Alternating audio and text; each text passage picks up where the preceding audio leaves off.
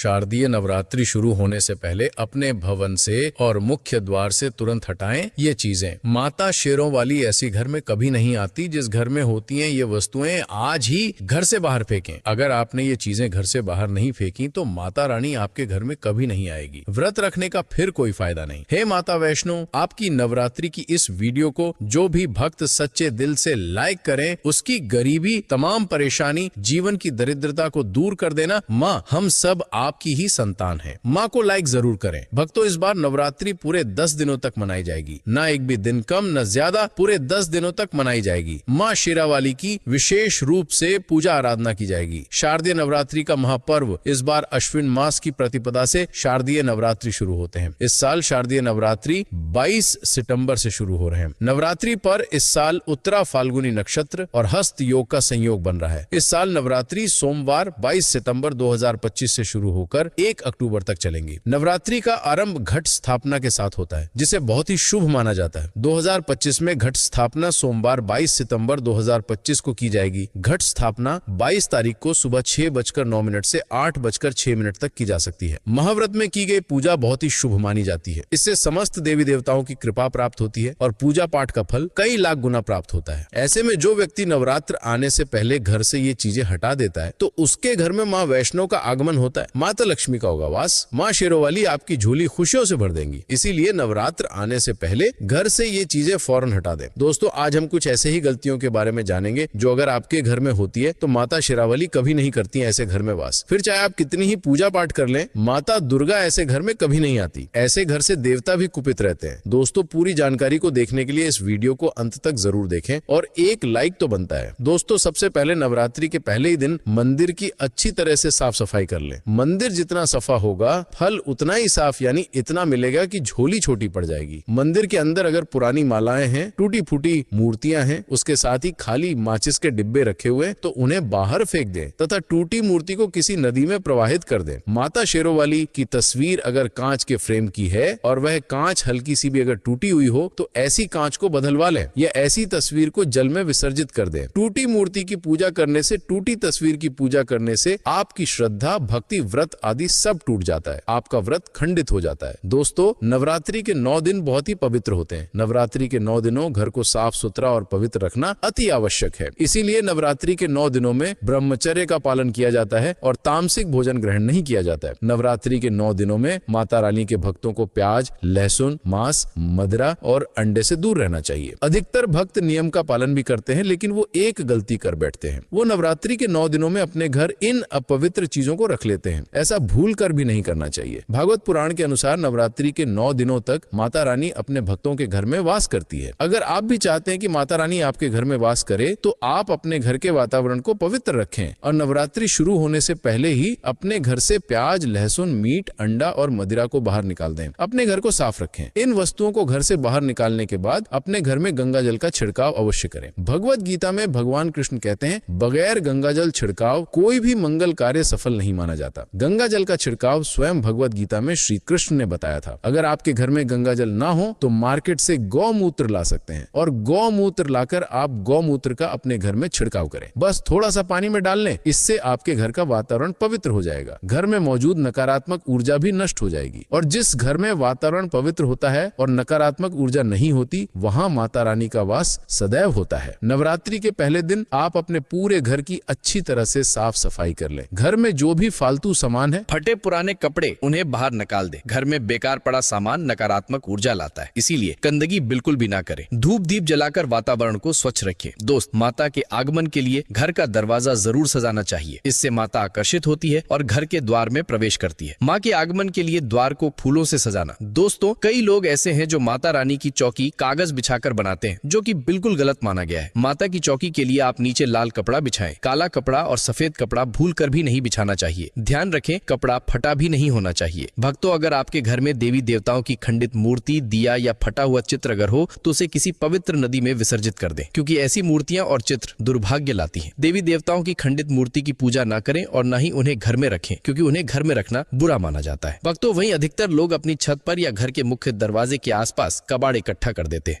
ऐसा करना अशुभ माना जाता है। अगर आपने भी अपने घर में घर के मुख्य दरवाजे पर या छत पर या फिर खासकर घर की उत्तर दिशा में कबाड़ इकट्ठा कर दिया है तो नवरात्रि शुरू होने से पहले उस कबाड़ को घर से अवश्य ही निकाल दें। भक्तों, यदि आपके घर कोई भी बंद घड़ी है तो नवरात्रि शुरू होने से पहले उसे अपने घर से हटा दे और नई घड़ी ले आए या उसकी मरम्मत करवा ले। घड़ी को प्रगति का प्रतीक माना जाता है। बंद घड़ी समय से पीछे चलने वाली हमारी प्रगति में बाधा डालती है, इसीलिए नवरात्रि शुरू होने से पहले ही आप बंद घड़ी को घर से बाहर निकाल दें। दोस्तों, अगर आपके घर के मंदिर में किसी भी तरह का कोई फालतू सामान रखा है, जैसे कि सड़े गले फूल, अगरबत्ती, धूप बत्ती के डिब्बे या माचिस आदि के डिब्बे या कोई भी खाली पैकेट मंदिर में ना रखे, या फिर कोई फटी पुरानी धार्मिक पुस्तक या भगवान के कोई भी पुराने कपड़े जो खज गए हैं या मुकुट माला जो खराब हो गई है, तो उन्हें आप जितना जल्दी हो सके अपने मंदिर से हटा दीजिए। नवरात्रि से पहले आप अपने मंदिर की और मंदिर के आसपास की साफ सफाई अवश्य ही करें, तभी माता रानी की चौकी स्थापित करें। इसके साथ ही आप अपने धन रखने के स्थान की सफाई भी अवश्य करें, क्योंकि नवरात्रि के दौरान मां लक्ष्मी भी घर प्रवेश करती हैं। धन रखने के स्थान पर किसी भी तरह का कोई भी फालतू सामान, टूटा हुआ सामान ना रखें। धन रखने के स्थान को मंदिर की तरह ही साफ रखें। नवरात्रि के दौरान माता रानी की पूजा में कौड़ियों को शामिल करें। माता रानी के साथ साथ रोजाना कौड़ी का भी पूजन करें। इसके बाद कौड़ी को धन रखने के स्थान पर रख दें। ऐसा करने से बरकत हमेशा होती है। अगर आपके पास पुराने जूते चप्पल इकट्ठे हो गए तो नवरात्रि से पहले उन्हें घर से बाहर निकाल दें। पुराने जूते चप्पल की अशुभता के कारण ही घर में नकारात्मक ऊर्जा आती है और घर में अशांति और कलह का माहौल रहता है। नवरात्रि आने से पहले घर से निकालना न भूलें। अगर जिस घर में ज्यादा होता है उस घर में माता रानी का भी वास नहीं करती। साथ ही साथ टूटे फूटे बर्तन अगर घर में पड़े हैं या टूटा हुआ आईना भी अगर घर में हो तो उसे भी निकाल दीजिए। घर में टूटे फूटे ईंट पत्थर भी नहीं रखना चाहिए, इससे माता लक्ष्मी नाराज हो जाती है। अब हम जानते हैं नवरात्रों के दौरान क्या नहीं खाना चाहिए और क्यों नहीं पीना चाहिए और कौन सा फल खाने से व्रत संपूर्ण और सफल हो जाता है। तो आइए शुरू करते ही दोस्तों, नवरात्रि के दिन से जरूर खाना चाहिए। शास्त्रों में बताया जाता है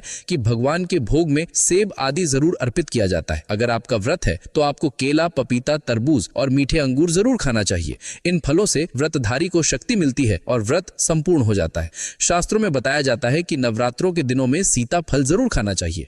सीताफल खाने से 10 ऐसी बीमारियां हैं जो खत्म हो जाती हैं। माना जाता है कि नवरात्रों के दिनों में सीताफल का घर में प्रवेश होना बड़ा ही शुभ माना गया है। सीताफल खाने से नवरात्रि का व्रत सफल हो जाता है, क्योंकि इसमें माता सीता का आशीर्वाद मिला हुआ होता है। नवरात्रि के दौरान सीताफल खाता उसे दुखों का सामना नहीं करना पड़ता। सीताफल आपको जरूर खाना चाहिए। भक्तों, नवरात्रि के 9 दिन शक्तिमान दुर्गा को समर्पित होते हैं। नवरात्रि के 9 दिन माता रानी के 9 अलग अलग स्वरूपों का पूजन किया जाता है। नवरात्रि के 9 दिनों में माता रानी को अलग अलग स्वरूप के हिसाब से अलग अलग भोग अर्पित किए जाते हैं। लेकिन क्या आप जानते हैं कुछ ऐसी वस्तुएं जिन्हें नवरात्रि के दौरान भूल कर भी माता रानी को अर्पित नहीं करना चाहिए? अगर इन वस्तुओं को आप गलती से भी माता रानी को अर्पित कर देते हैं तो आपको व्रत और पूजन का पूर्ण लाभ नहीं होगा। इसीलिए माता रानी की कृपा प्राप्त करने के लिए आपको यह जानना अति आवश्यक है कि वह कौन सी ऐसी वस्तु है जो माता रानी के पूजन में भूल कर भी इस्तेमाल नहीं करना चाहिए। तो आइए माँ का जयकारा लगाते हुए वीडियो को शुरू करते हैं। भक्तों, नंबर 1, नवरात्रि के दौरान शादीशुदा महिलाओं को सफेद कपड़े पहनकर पूजा पाठ नहीं करना चाहिए। साथ ही साथ काले कपड़े भी नहीं पहनना चाहिए। इससे पूजा व्रत आदि खंडित हो जाती है। माता की चौकी जब आप लगाए तो उसके नीचे कागज नहीं लगाना चाहिए। माता की चौकी हमेशा लाल कपड़ा बिछाकर ही बनाना चाहिए। हमेशा याद रहे, नवरात्रों के इन 9 दिनों तक व्रतधारी को अपना आसन चौकी के आगे ही लगाना चाहिए और मंदिर को नवरात्रों के दौरान अकेला नहीं छोड़ा जाता। बहुत ही अशुभ माना जाता है। इससे दुर्गा माता नाराज हो जाती हैं और हमेशा के लिए चली जाती हैं। भक्तों, नंबर 2, नारियल। हिंदू धर्म में नारियल को समृद्धि, धन, श्रद्धा और सम्मान का सूचक माना जाता है। नारियल को श्रीफल भी कहा जाता है। नारियल को सुख समृद्धि में वृद्धि करने वाला माना जाता है। नारियल का हर मांगलिक कार्य में विशेष महत्व होता है। जैसे कि आप सभी जानते हैं कि माता रानी के कई मंदिरों में नारियल से बलि भी दी जाती है और माता रानी के पूजन में नारियल का इस्तेमाल हम सभी करते हैं। खासकर कलश की स्थापना नारियल रखकर ही की जाती है। माता रानी के पूजन में हम नारियल इस्तेमाल करते समय कुछ गलतियां कर बैठते हैं। भक्तों, नारियल कई प्रकार के होते हैं। एक हरा, दूसरा सूखा, जिसके अंदर पानी होता है। जिस नारियल के अंदर पानी होता है, माता रानी के पूजन में सदैव पानी वाला और जटा वाला नारियल ही इस्तेमाल करें। नारियल का पूर्ण होना चाहिए। नारियल चटका हुआ या टूटा हुआ नहीं होना चाहिए, क्योंकि साबुत नारियल ही पूर्ण और पवित्रता का प्रतीक होता है। साबुत नारियल ही सुख समृद्धि का प्रतीक होता है। साबुत नारियल को ही श्रीफल यानी कि माँ लक्ष्मी का फल कहा जाता है। नवरात्रि में माता रानी के कलश की स्थापना करते समय जटा वाला यानी पानी वाला नारियल ही कलश पर स्थापित करना चाहिए। साथ ही ये ध्यान रखना चाहिए कि नारियल को सदैव कलश के ऊपर लेटा कर रखना चाहिए। घट स्थापना करते समय कभी भी नारियल को खड़ा करके नहीं रखा जाता।